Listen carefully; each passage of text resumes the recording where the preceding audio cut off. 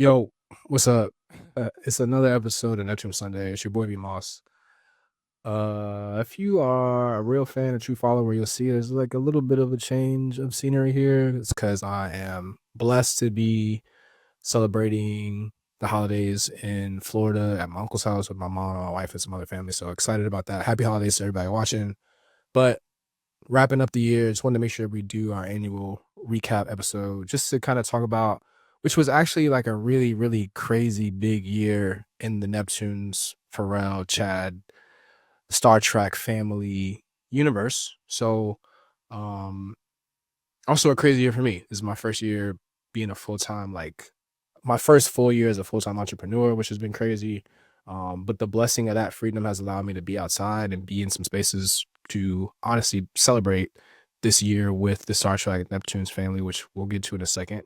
But as we recap this year, first of all, I just want to say, you know, we are super intentional about making sure that people know this is a Neptunes podcast. We talk a lot about Pharrell because Pharrell is like really outside doing a bunch of stuff, but like we have a lot of love and respect and appreciation for Chad as well. So starting this off with like, it was dope to see Chad on social media out with his family, traveling. They got the Galaxy Gear movement going, which is cool, but traveling with his family, they were in Hawaii. I think they were in San Francisco. I think that's where he linked with. Cool to see him in the studio with Illmind, but he was also out here working. There's a couple of things that he produces here that I checked out that were cool. So shout out to Chad. Like, we love Chad. Whatever that's going on between the two of them is between the two of them, but a lot of love for Chad. But then to P, first off, we want to talk about the fashion P, which is like, was major. The reason why we say P was really outside fashion wise is because the Jellyfish Virginia movement was crazy. Like, I had the opportunity to go to the Virginia pop up that they did here in Virginia, not here because I'm in Miami, but in Virginia, in Virginia Beach or in the uh, oceanfront area that he's building up, where the dome is, with the concert venue that they had the Clipse show at. Actually, they have Clipse shows coming up tomorrow. Today's Christmas, so tomorrow, the 26th and the 27th, back to back home for the holidays show for the Clipse. But back to Pharrell, the Virginia pop-up was dope. Jellyfish sneakers, they won sneaker of the year, which is crazy.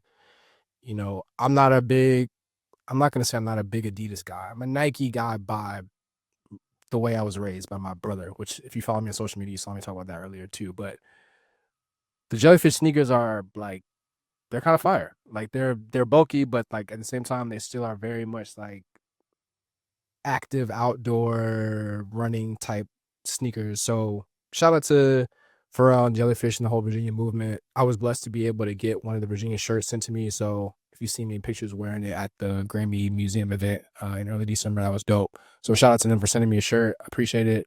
Um, didn't really spend a lot of time researching, but like, I know there's a whole NIGO Human Made IPO thing that's also going to be a major move for fashion, which I think P just showing that he's really into it from the business side too. So I'm excited to see what comes from that. But big year for fashion as usual. I mean, for Pharrell, like still being active at LV, but then also the Adidas, the Virginia and Jellyfish whole thing was like a crazy year for P.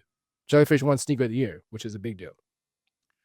Another huge moment this year for Pharrell, co-directing, co-producing the Voices, or no, the Grace for the World show at the Vatican, which was crazy. Having all those black faces, all those black voices in music, but also from across the world at the biggest stage in terms of religious and Christianity was a huge deal. So we talked about that. We did a whole episode about that, episode 73. So check that out. But most importantly, in that show was a performance by the Clipse, who honestly, oh no, let me back up. Voices of Fire, great performance at that show. Then they dropped an album that was great. We talked about on the episode 2. So go check that out. Voices of Fire also had a great year. Around the same time that show happened, and then they released their album. They also did some promo. They were included in a promo for the Major League Baseball playoffs, and then they performed at a World Series game. So that whole Voices of Fire choir and them being a bunch of people from Virginia is a dope part of that. The big moments of this year as well. But like I was saying, Vatican show, important moment for the Clipse, part of their crazy 2025 return of them doing an album with Let God Sort Them Out, their first album in 16 years.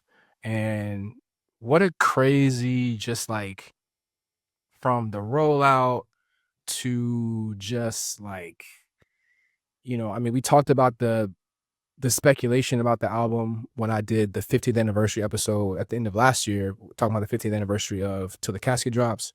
And we're talking about, just the excitement of the songs that we had heard so far with Chains and Whips and Birds Don't Sing, but then the speculation of who are the features. And we're talking about, is Kendrick, is it Jay, whatever. So to go back and look at that episode last week and then think about how far we've come in this Clipse rollout plan, all this like has been absolutely crazy to think about. All the press, all the interviews, all the behind the scenes stuff that they've given us in these interviews and showing them just be excited to be back together. I feel like just from watching those, Push has a lightness about him that just feels like really carefree. To have his brother back with him, to be back outside. I was able to this year in the Clipse world. One, we did an episode live with Low Key and Michael Denzel Smith and Yo, to like celebrate the first the release of the album, which was great. I was able to go see them in concert in their first show back in Virginia back in August, and was able to run into Malice at the end of the show, which was great. Chop it up with him to get the love from him and see him recognize the work that we're doing on this podcast was amazing. I ran into Malice again at an event in Norfolk State for Norfolk State's homecoming when they were talking about voting and black men's role in the community. So really got a chance to chop it up with him then, like talk about how things are going and talk about just how this whole year has gone and what the plans are for the future. So really dope to get this FaceTime with Malice at that event. Earlier this month in December, I went to LA for the conversation with the Clipse that they did with Elliott Wilson at the Grammy Museum, which was also amazing. So just to hear them continue to drop gems about this process, about them being back, about what this album means to them. Obviously, the biggest thing that we're talking about right now is the fact that they're nominated for 5 Grammys, which includes 2 big ones of Rap Album of the Year and Album of the Year. So hopefully they get one of those. The competition in both those categories is crazy stacked. Obviously, you got to go against Kendrick, who's a friend of the program, not the program, but a friend of the Clipse. But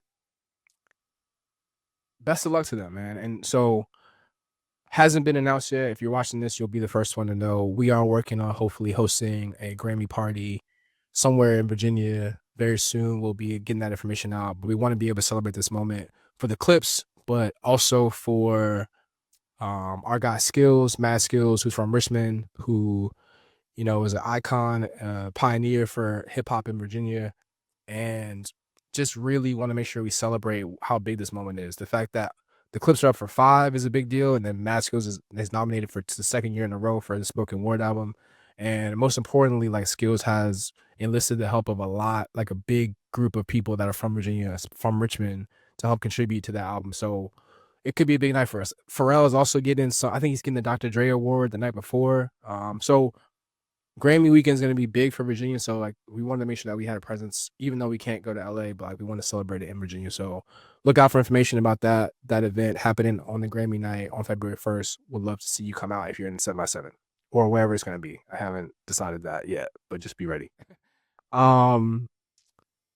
So just to wrap it up real quick, the one thing we always do at the end of the year's episodes is like the top 5 songs that came out. So I mentioned the Don Toliver song LV Bag. I think that's going to be my number 5. I think the vibe of that is pretty cool. Number 4 for me, Voices of Fire. The album is really good. Like if you're into gospel music or like you really appreciate the blend of gospel and secular music that happens on that album, or like we talked about on the episode before, just how Pharrell's kind of in this Kirk Franklin bag. Like that's what that album is. So if you appreciate that, you'll like the album. So like number 4 for us was the song Are You Ready, which I think was the song that they used in the Major League Baseball commercial, and I think they performed that at the World Series game too. Now, a huge part of like us being fans and fans enough to start this podcast is like we love it when Pharrell raps. So I had to put songs on this top 5 that have Pharrell rapping on it. So Ibra didn't make the top 5, but that's easily 6 or 7 for me. But at number 3, I put Tyler, the Creator, Big Poe. Like the fact that we got 2 Pharrell verses this year was crazy, but the energy on Big Poe was crazy. And the reason why I put Big Poe here instead of Ebert is because he raps a little bit more on Big Poe. And I think that it's such a statement song to open that album. When you think about the context of Tyler just dropped Chromacopia and people are so excited about that, and then all of a sudden we got a new album and like coming off his feature on the Clipse album, and then the first feature we get on this first song on this new album from Tyler, it's got Pharrell rapping on it, was just like a big deal. So check that out if you haven't. And then number 2, top 2 are both Clip songs. I'd say I could have put any of the Clip songs as the top 2, but these are the 2 I landed on and the one when I made this list. And I'm saying I'm going with FICO at number 2 because I think it's the best song on the album. Both verses from Pusha and Mouse are crazy, and FICO is really made though by the hook from Stove Gods, which is easily the best hook that I've heard in a few years. But FICO is at my number 2, and then at number 1 I have So Be It. And So Be It is at number 1 because I think it is my favorite, and I'm not gonna say it's the best, but it's my favorite Malice verse. And I think that has a lot to do with it being the second single, had a lot to do with us seeing the video before we had the chance to hear the song, right? Like if you the first time you heard So Be It, you saw the video, so you got to see, which is like, I think the video is nominated for a Grammy too, which is crazy. But like the visual of that, the black and white, this dark, scary horror type rap vibe that they're giving, and then Malice being very much like, I think that really sticks to his claim that, yo, he's back and this album is gonna be crazy. I also chose to be because I really, really, really love the lore, the story of how Swiss Beats and Push and Mouse told the story when they did the interview with Elliot Wilson at the Grammy Museum about how Swiss Beats came and saved the day and was like, they're trying to figure out who the sample was from, and Swiss Beats was going to, I think, Saudi Arabia or somewhere over there where he had to like actually had to sit down with the person who they had to like get permission from. So all that just shows like the power of hip hop, which is crazy. Who thought that hip hop would make it this far? Where we're talking about, we got a veteran producer going to another country to get a sample cleared for some other people in the game who he's cool with that are putting out their first album for the first time in 16 years. And like, who would have thought we would have been able to do that? So overall, So Be It's number 1 for me. Has nothing to do with the beef or anything that Pusha says is about beef. It's literally about the raps. But yeah, I think that's, whatever that noise is behind me that I just cranked on is a sign that I gotta get back inside. So appreciate y'all. It's another year in the books of the Neptunes Sunday podcast. Follow us on social media if you haven't. Also check out the Virginia Hip Hop Foundation social media and Virginia Hip Hop Foundation website. Didn't really talk about that much on the show this year, but like that's something that I'm a part of that we launched in August as a way to celebrate hip hop's contribution, or Virginia people's contribution to hip hop globally over time, preserve the history and culture of hip hop, but specifically what, Virginians have contributed to that. And obviously Pharrell and Chad and Clipse are a huge part of that, but we also are here to show that it's bigger than that. So check that out too. There's going to be a lot of content that comes out from here, but still comes out from here, from Neptune Sunday, but also comes out from Virginia Hip Hop Foundation channels as well. But big picture, it's about telling the story. It's about preserving the culture, preserving the history. And I appreciate you guys locking in. Year 5 is in the books. So hope everyone has a happy holiday. We'll check y'all next time. Peace and love.